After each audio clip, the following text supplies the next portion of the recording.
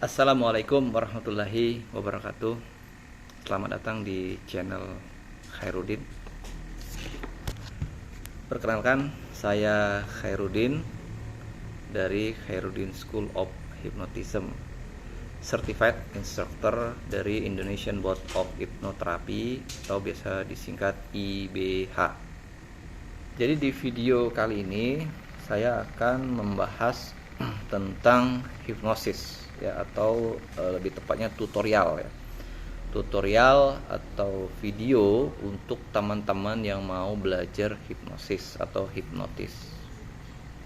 Video ini saya beri tema atau judul 7 hari belajar hipnotis untuk pemula.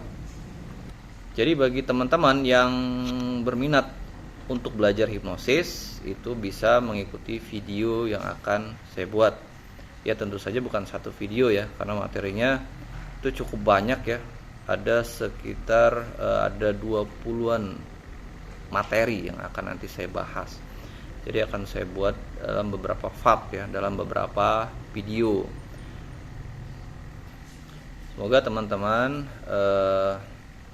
suka ya dengan videonya, jadi bisa belajar secara otodidak dengan cara menonton YouTube channel ini ya.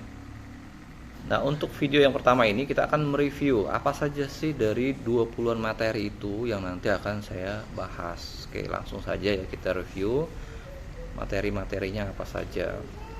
Untuk materi yang pertama adalah yang pertama yaitu memahami konsep dasar pikiran. Jadi untuk memudahkan belajar hipnosis, kita akan menggunakan pemodelan pikiran manusia, di mana kesadaran manusia itu kita bagi menjadi dua, yang masing-masing bagian memiliki kontribusi atas cara berpikir, perilaku, tindakan dari manusia itu sendiri. Yang A itu kita sebut pikiran sadar atau conscious mind, dan yang B itu pikiran bawah sadar, itu subconscious mind. Itu untuk yang materi yang pertama.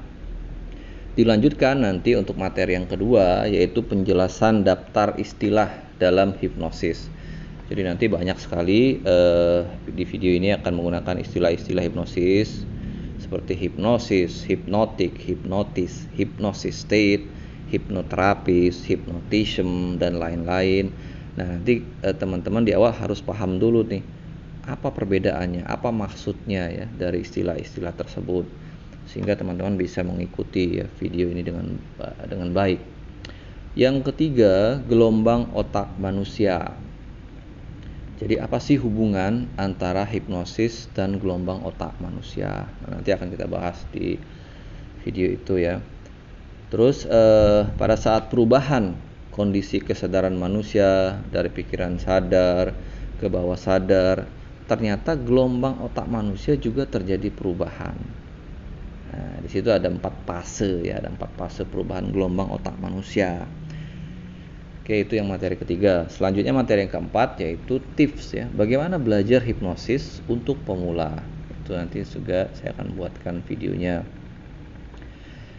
Materi yang kelima yaitu tahapan melakukan hipnosis atau disebut juga struktur dasar hipnosis. Yang di situ ada 6 tahapan yang akan kita bahas ya. Terus materi yang keenam yaitu tes sugesti atau tes fokus.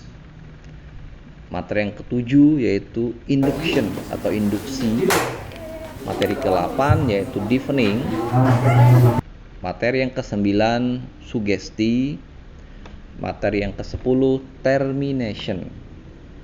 Nah, selanjutnya materi yang ke-11 yaitu hipnotis panggung atau hipnotis hiburan.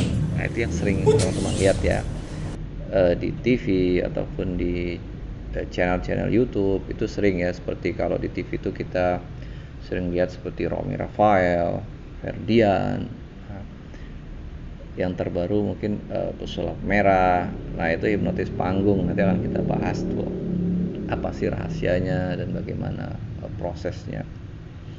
Karena hipnosis ini yang paling banyak penggemarnya ya, hipnotis panggung ini, karena ada unsur hiburannya ya, kadang ada lucu-lucunya juga begitu. Sekarang coba makan. Nah, coba makan bawahnya lengket, matanya nggak bisa ditarik, lengket dia.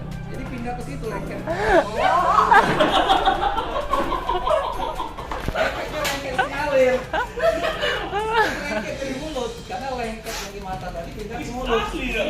Nggak lewat.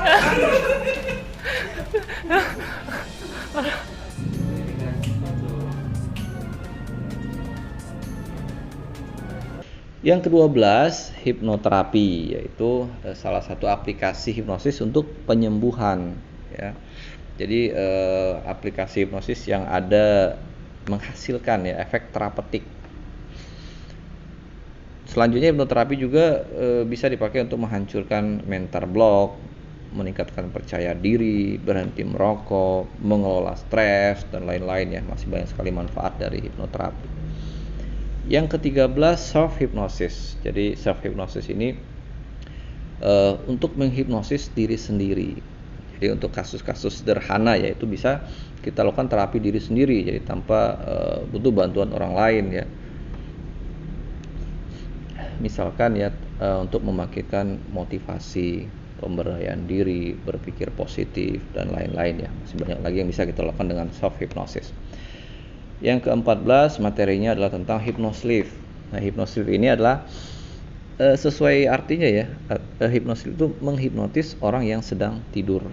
Itu hypnosleep. Ini bisa kita lakukan untuk anak ya, untuk keluarga yang satu rumah begitu ya. Yang ke-15 materinya tentang hypnoparenting. Itu hipnosis untuk proses atau cara mendidik anak dengan metode hipnosis. Nah, itu hypnoparenting. Jadi sebenarnya dalam keadaan hipnosis ya, seorang anak itu mudah menerima saran-saran positif. Jadi mudah untuk diberikan sugesti atau pemahaman ke pikirannya. Yang ke-16 yaitu hipnosis terselubung atau hipnosis halus, hipnosis yang ya tanpa disadari oleh subjek. Materi ke-17 itu hipnolangsing.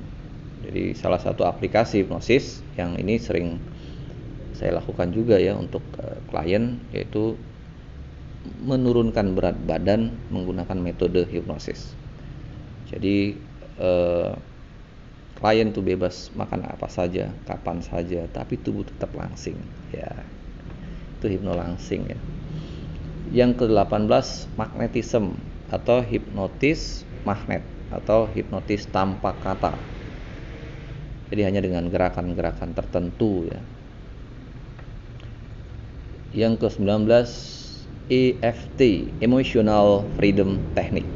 Nah, ini salah satu teknik dengan cara diketuk. Itu bisa melepaskan atau meredakan atau melegakan emosi terpendam dalam diri seseorang.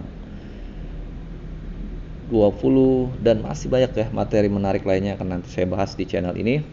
Jadi silakan bagi teman-teman yang tertarik untuk mengikutinya, silakan like, subscribe ya, komen dan share ya, agar saya makin semangat untuk membuat videonya. Semoga ini bisa dipraktekkan nanti ya oleh teman-teman, dan video ini juga bisa nanti ditonton ya oleh calon peserta ya pelatihan di tempat saya, Khairuddin School of Hypnotism, yaitu adalah IBH Certification Certified ya. Artinya bagi yang ikut pelatihan di tempat saya di Khairuddin School of Hypnotism itu berhak mendapatkan sertifikat dari IBH. Oke, sekian dulu untuk video review yang pertama ini ya. Jadi ini part 1, jadi akan lanjutkan nanti untuk video-video berikutnya. Saya tutup. Assalamualaikum warahmatullahi wabarakatuh. Jika Anda suka video ini, silakan subscribe, aktifkan loncengnya, like, comment, and share, agar kami makin semangat untuk membuat video berikutnya. Baiklah, sekian dulu untuk video kali ini. Sampai ketemu lagi di video berikutnya. Wassalamualaikum warahmatullahi wabarakatuh.